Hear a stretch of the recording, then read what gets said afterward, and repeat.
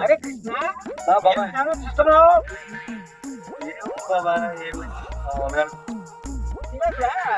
నీకు పెళ్లి సంబంధం చూడాలి మీ నాన్నగారు మరి నీకు పొలం ఎత్తుందిరా పొలమా బాబాయ్ ఇదిగో ఇక్కడ ఉన్న పొలం మొత్తం నాగి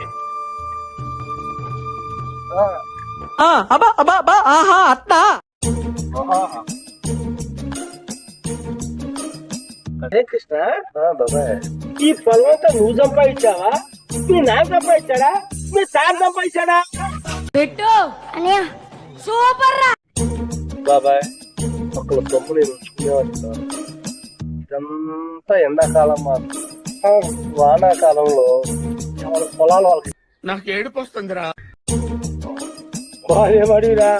నీ దగ్గర ఎక్కడం కూడా ఉంది రోయ్ బాగా పంటలు పండిన తర్వాత ఈ పంట పొలాలన్నీ నాయన్నావు కాదు వాడేసి కొట్టేవాళ్ళు